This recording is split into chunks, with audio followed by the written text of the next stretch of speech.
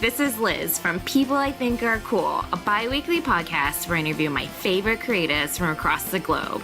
If you're looking for a dose of creative inspiration, then go to peopleithinkarecool.com or subscribe to People I Think Are Cool on iTunes and Stitcher.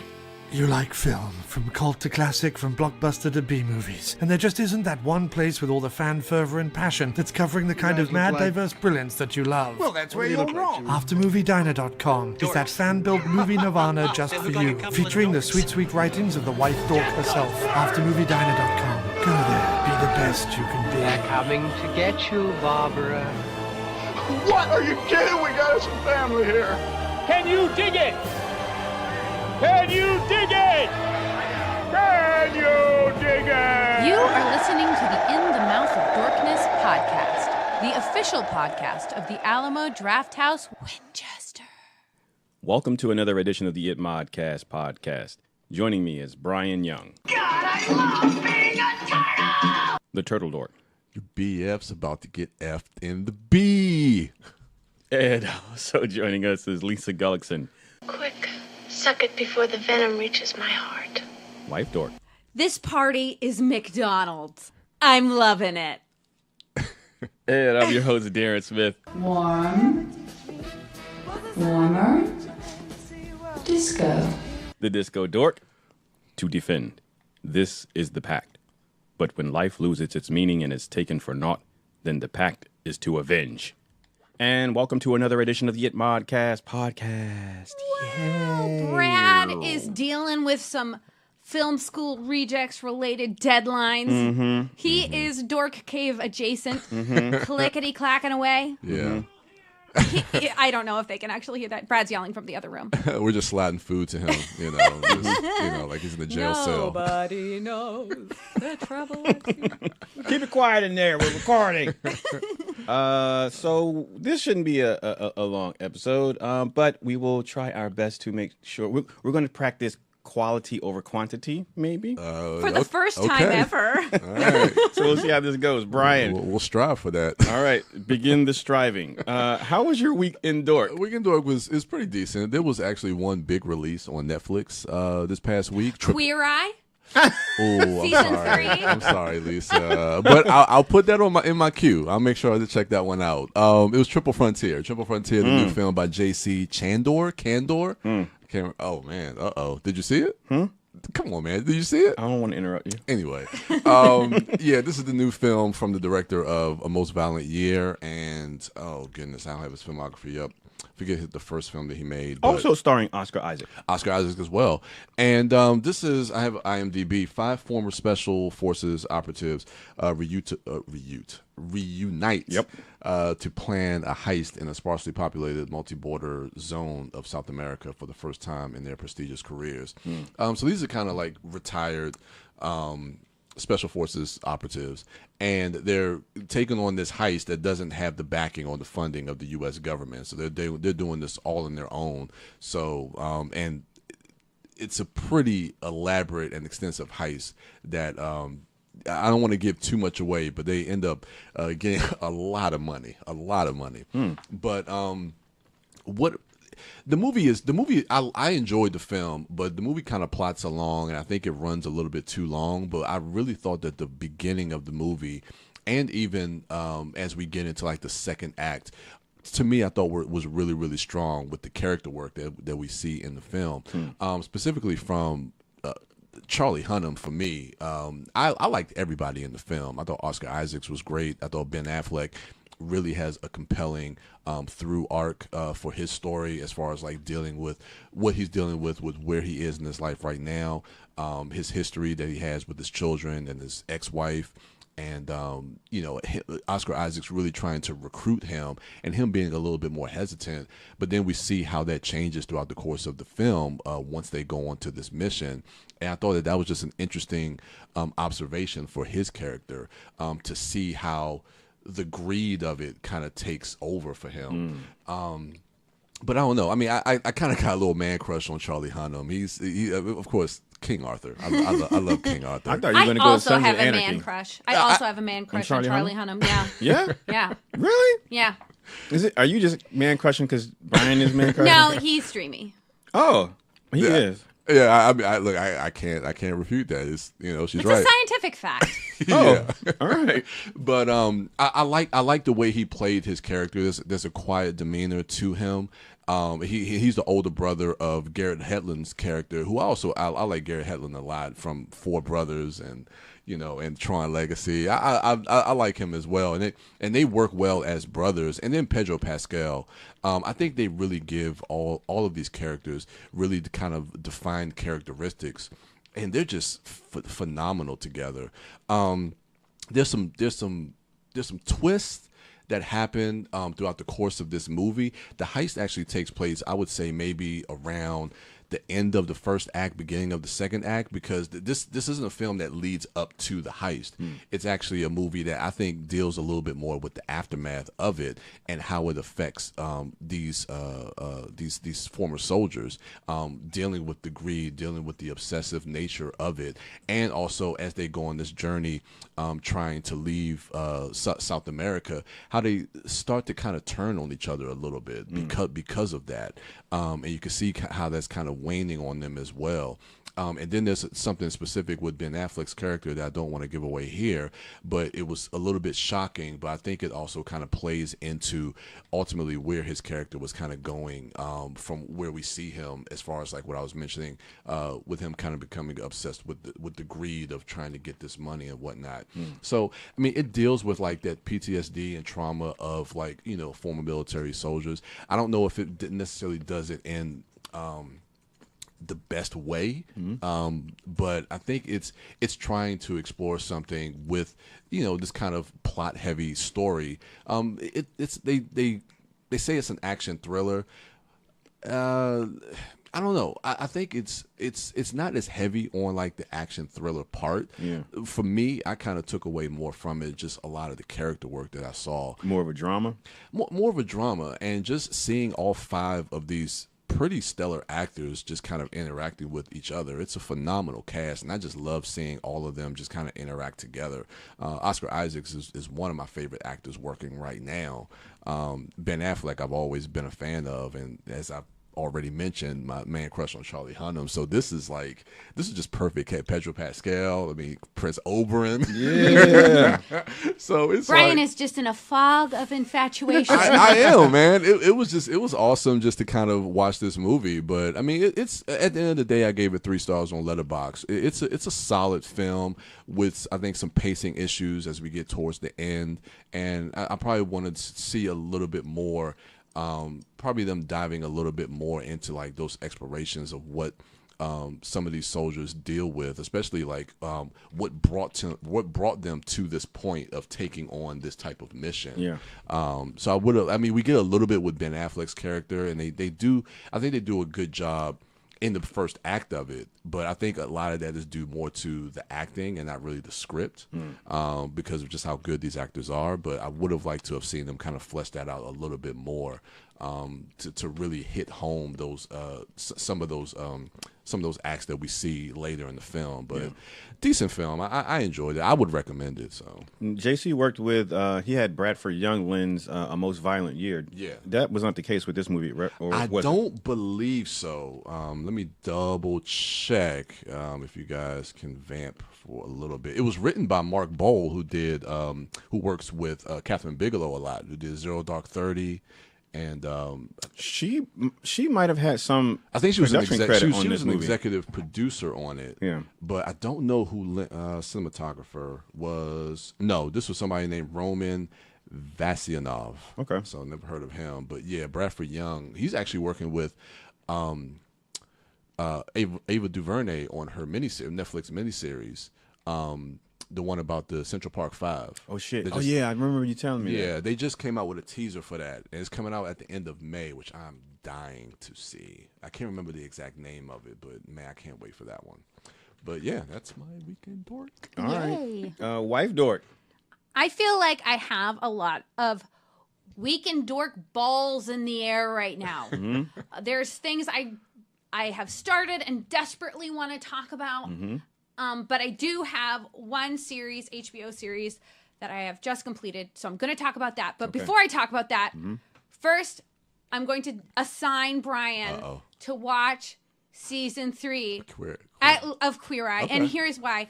If you're, maybe you listeners, you are not blessed as I am to follow Brian on Facebook. We are Facebook friends as well as IRL friends. But Brian is all about spreading positivity and inspiration. And I think that Queer Eye, even though it doesn't seem like, you know, the first avenue you go to, I think that it would really speak to you because it's all about meeting people where they are at, accessing their best self, and trying to encourage them to be their best selves, to do self-care so that they can take care of others. So I've only watched the first 2 episodes because it came out on the 15th, and I haven't had a lot of binge time. I'm a very busy and important lady. So I haven't had a lot of binge time, but literally Brad and I started a very crazy Saturday with one, and like I said, he's super stressed out with, you know, getting deadlines, and he has interviews to put out and blah, blah, blah. But we started our day with watching the first episode of Queer Eye, and we just felt better. Oh, wow. You know, so it's absolutely beautiful. I think you'll love it. Oh, I'll check it out. Yeah. Yes. And I want you to report back. Okay. Don't just play with me. No. Okay. No. Okay. And then also, now I'm pointing at Darren. Have you seen the first episode for the case against Adnan Syed? No. That is now on HBO. Oh, shit. Okay. Yeah. Darren and I were both super emotionally invested in the first 2 seasons of Serial. Yeah. And this is that story. And just recently, his appeal, Adnan Syed's appeal was rejected. I can't say resolutely from my very intense NPR listening whether he did it or not, but I feel that, and I think that that Serial proved that there is room for reasonable doubt. And it's one of the foundations of our nation is innocent until proven guilty, and guilt has to be beyond a reasonable doubt. So if there's any wiggle room, no matter what your suspicion may be, you have to put your suspicion aside and look at the facts and judge the situation based on the facts. So I'm super excited to get deeper into the story with this HBO special, but I'm finding it a little bit, I'm finding my relationship with true crime type things, it's starting to get emotionally complicated for me in terms of, so we talked last time about, what was that documentary called? I forget, but the one about the girl who was convicted. Oh, I Love You Now, Kill Yourself? Yeah. And they had a lot of access to this girl's text messages, the boy's family's text messages, and like the girl and her mother did not consent to being in the documentary, but all of this private information is now of public record. And so it's used as the main narrative. In the case against Adnan Syed, Hayes' private journal is pretty much the whole, at least in this first episode, a huge part of the narrative. So they have a narrator just reading straight from her private journal. This is another situation where Hayes' family has turned down being involved with this documentary. So, like, to me, like, I understand that it's allowed, but is it necessarily respectful? And I don't know. And its grayness is part of what makes true crime compelling, because it's true and it's people's private lives, and we're human beings. We find other people's lives so engaging. But at the same time, I'm not sure. So yeah. But the star of my Weekend Dork this week is the HBO series starring Pete Holmes called Crashing. Have you heard about this? It's It just finished its 3rd season. It was created by Pete Holmes and Judd Apatow. So these two great comedy minds, one from a newer school, one from an older school, coming together to tell the story of what it's like to be a young comedian in New York City. And I started watching it a while ago because I love Pete Holmes.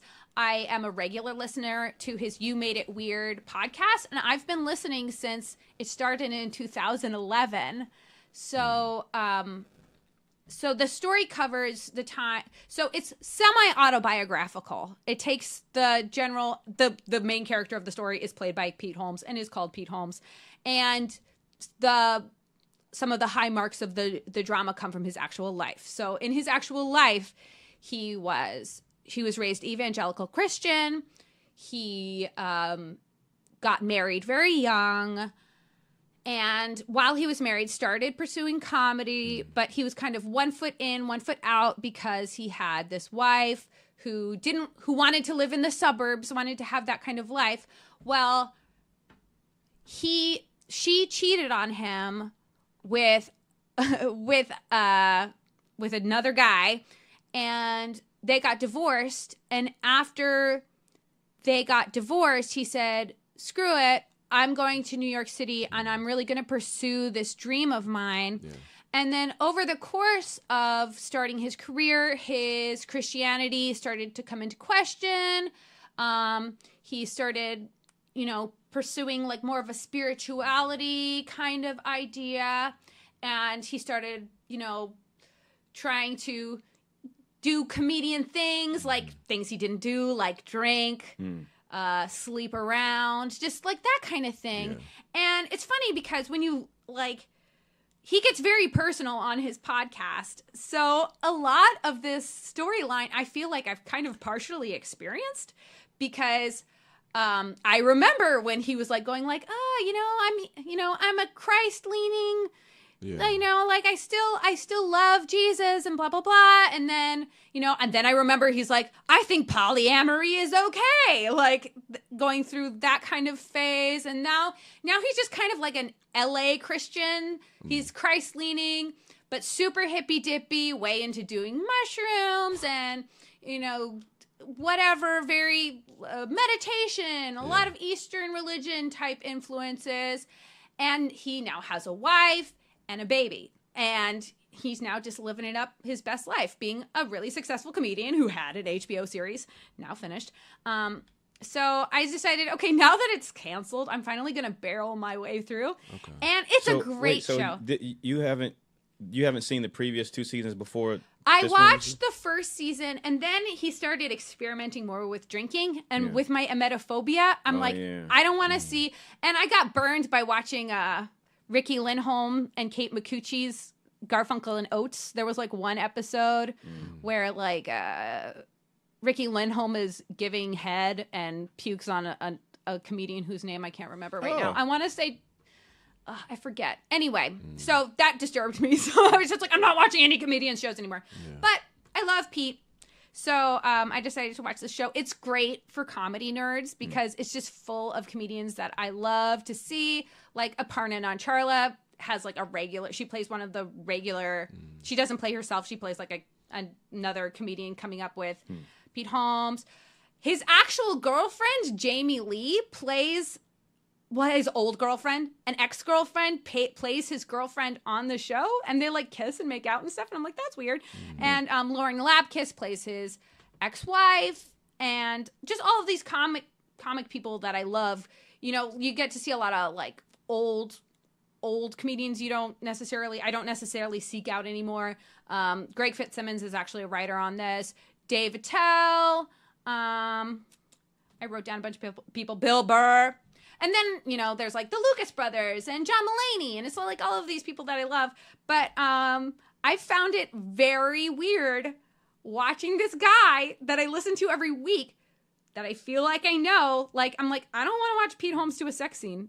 I just don't. And there is one in this last season, he ends up dating this super hot, leggy blonde lady. And this is during his experimental sexy phase. And like one scene where he's on the road and he's feeling kind of, lonely, and he's talking to his girlfriend on FaceTime or whatever, and they decide to engage in phone sex. I don't know what it's called with a video. Like video sexy time. Yeah. And I was just like, no, I can't. And I skipped forward. I'm such a prude. I skipped forward like a couple times. I'm like, I just can't.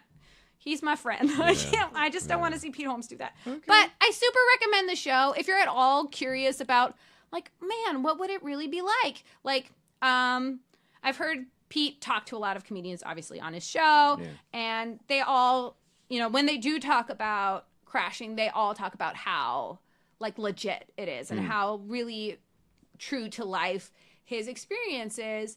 And plus, it's just fun. And you get to see, like, on the last episode, like, Emo Phillips popped up. I'm like, damn! So fun! I just saw him on, he was in that that comedy documentary, I'm Dying Laughing. Oh, yeah. I love Emo Phillips. I had, like, a huge, one-liner comedian phase where I was like, Stephen Wright and Mitch Hedberg and Emo Phillips. Like, that's, like, where it's at. But I super recommend this show, Crashing. It's canceled, so you can watch all of it. So, nice. Yep, that's it. That's my Weekend Dork. All right.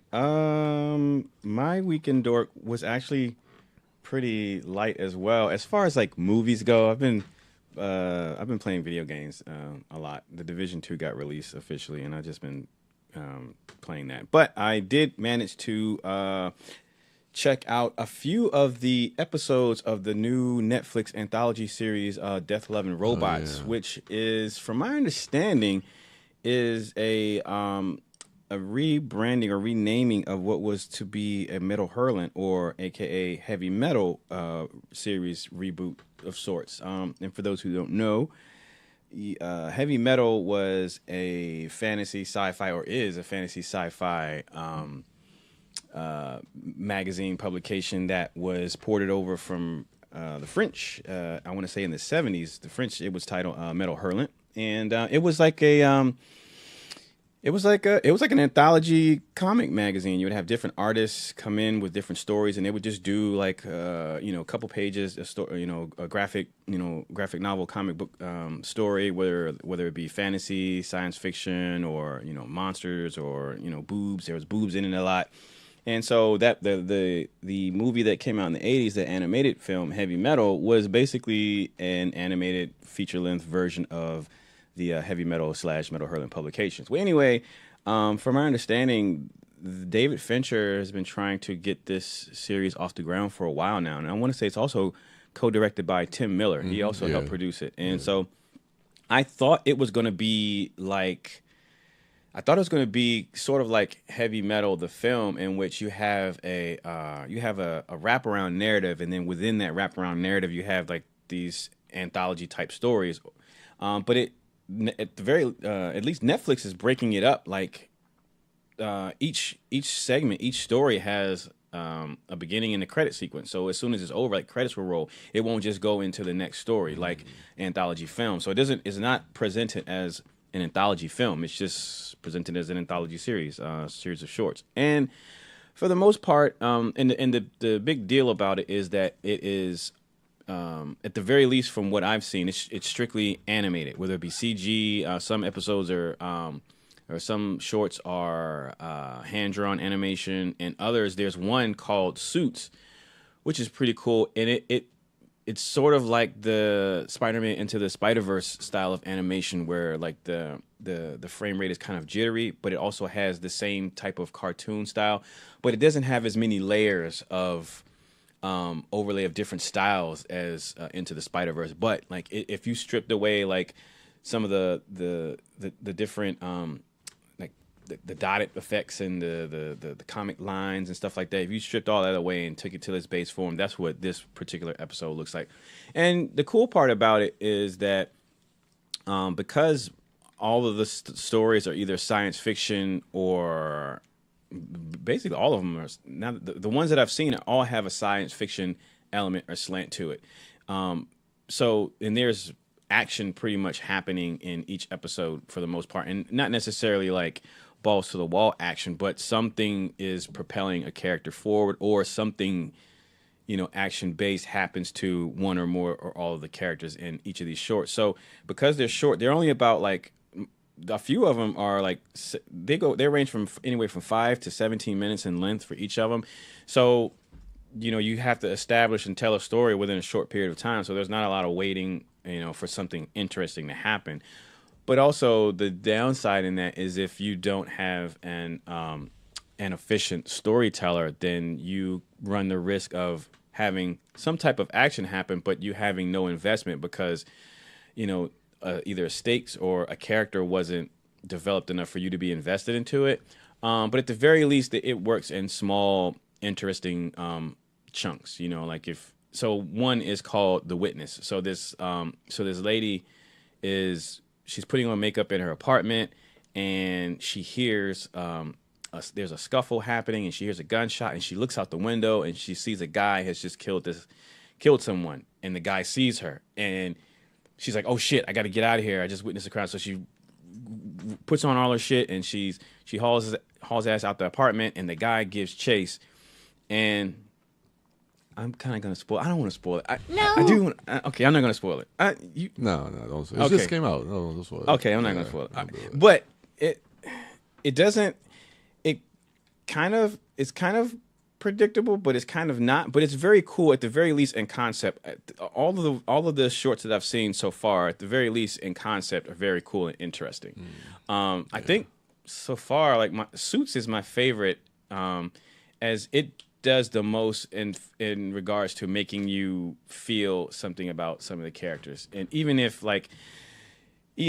some of the dialogue is very, very superficial or light or bad, I'll just outright bad if I'm not going to be generous. I feel like I appreciate the diversity of styles because each segment looks different from the next. Even when you have one, the one Witness is it's a 2019 rotoscoped, so it looks like a CGI.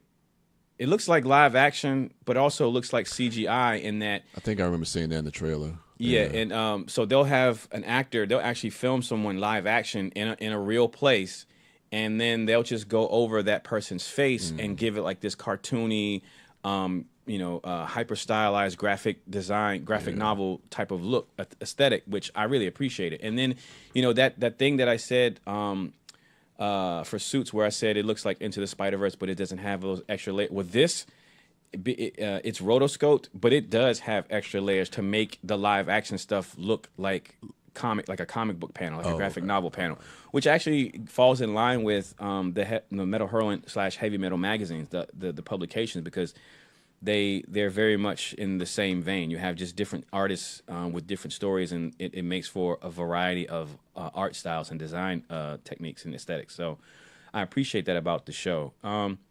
And the CGI can range from like video game cutscene to really impressive Hollywood level. And by video game cutscene, I don't want to.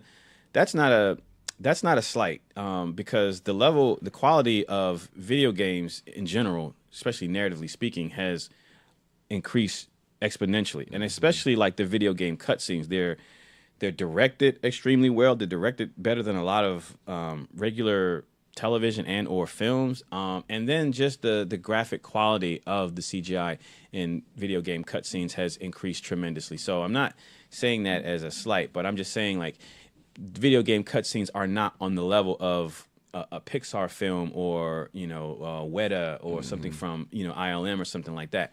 But there are shorts in this anthology series that do almost reach that level. And then there's this one called I think it's something about yogurt. Yogurt became sentient and took over the world. It's only like 5 minutes long.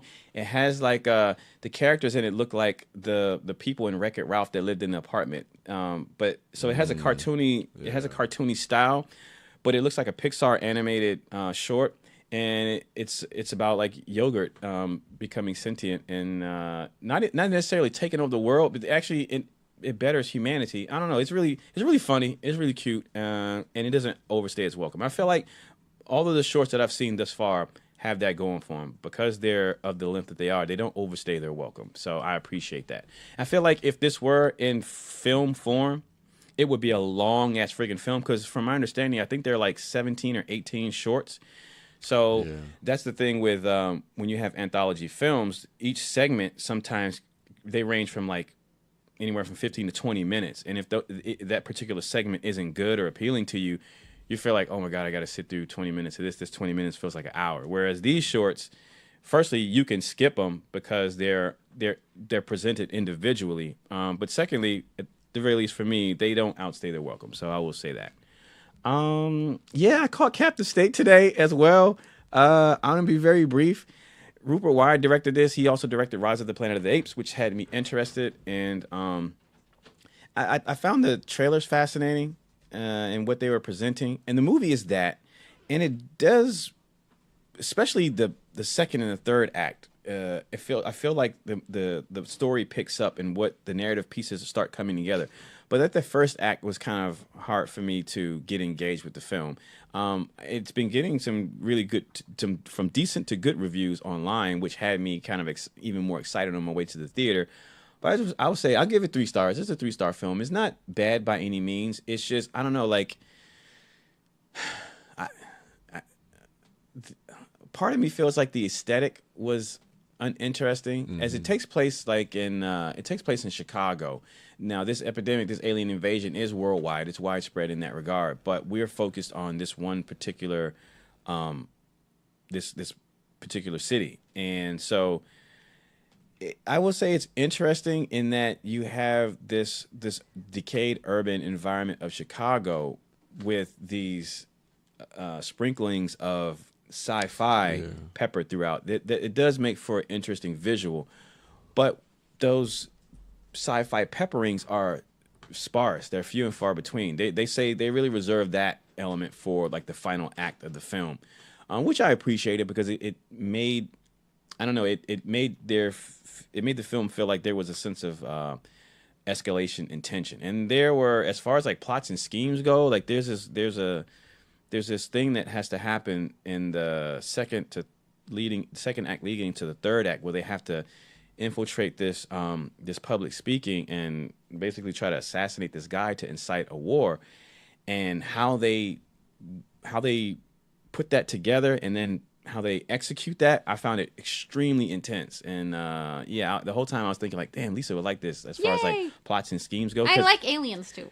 And these aliens are pretty frightening, actually. You know what? There are a bunch of science fiction concepts in regard to the aliens that I found extremely interesting. And maybe I'm so lukewarm on the film because maybe I wanted more of that, because they don't really go into too much about the aliens or where they came from. The movie opens with, audio from different parts of the world talking about the incursion and the infiltration and the taking over, and how the movie starts where we're basically 9 years after they first came and basically took over, and the government and ultimately the world ended up handing over control to them in some sort of like peace armistice. Like, we're not gonna decimate you. We're not gonna go hover over the White House and blow it up. We're not gonna blow up all your major landmarks. We're gonna let you live, and you just help us manage resources and things like that. And so it starts off in that way, but then like it gets, I don't know, it gets more interesting as it goes along. So I guess maybe I just wanted more of, or I would have liked more of the science fiction element. But I guess the film is not really focused in focusing on or about the aliens. And like most invasion films, I think they try to focus on the human aspect and how we handle that particular situation and rise from and thus becoming our better selves and having a better understanding of our own humanity and acceptance of each other and working together and shit like that. I could see that maybe that's what it was about, but at the same time, it feels like it's a more personal story regarding the core characters that it centers around. But if you have nothing else to see in the theaters, like I said, it's not a bad movie by any means. I would recommend people checking it out. So yeah, that's going to do it for my weekend dork. we should have a more extensive weekend dork when we come back, actually, because we're going to be doing a recap of Lost Weekend, because we got that coming up. I'm looking forward to that very much. What do you got coming up this week, B, that you're looking forward to? That's kind of a rhetorical question. Really, that's really it. It's Lost Weekend. You looking forward to Us? Yeah. Yeah. I'm looking forward to finally seeing something from that film. I stayed away from the trailers, and the hype train has been building. A bunch of reviews had come out last week, and they're all extremely positive. They say Jordan Peele dodged the sophomore slump like he was in The Matrix. So I'm happy. They didn't say that specifically. That is my term. So I'm trademarking that. Anyway, what are you looking forward to, Wife Dork? Ooh, I am looking forward to Last Weekend. Yep. It's going to be amazing. I'm also looking forward to Brian watching Queer Eye Season 3. Yes, I'll do that. And yeah, I'm looking forward to Any Us. film specifically that you're looking forward to? You're most excited seeing it Last Weekend? I missed the preview night because I've been working. Oh, yes, that's right. And so I'm going in kind of blind, and I'm kind of excited about it. Yes, So that's always fun. That's Yeah. always fun. When we come back with that Lost Weekend recap, we will have Mouth Dork back with us. So fear not, ladies and gentlemen. In the meantime, you can follow this guy, Brian Young, the Turtle Dork, at the Turtle Dork on Twitter, at the Turtle Dork 1 on Instagram, and at Brian William Young on Facebook. Wife Dork is at Sidewalk Siren and at Bake Dork on Twitter, Instagram, and she's at Sidewalk Siren on Letterboxd. Mouth Dork can be found in his office right now, but if you're looking to reach out to him on social media, once he's done typing away, he may respond to you at Mouth Dork on Twitter, at Mouth Dork on Instagram, Mouth Dork on Letterboxd, and Mouth Dork on Untapped. And I'm Darren Smith, the Disco Dork, on all social medias. That is going to do it for us, ladies and gentlemen. Enjoy the rest of your week. Be on the lookout this weekend in honor of Lost Weekend. On Friday, we will have a fistful of Lost Weekend discoveries. So we're going to take a look back at the films, the little hidden gems that we were not expecting to make such an impact on us at that lovely little film festival. It's always good to go back and reminisce about our experiences at Lost Weekend. I really have fun with those episodes. So that's going to do it for us. Thank you all for listening. Enjoy the rest of your week. And until next time.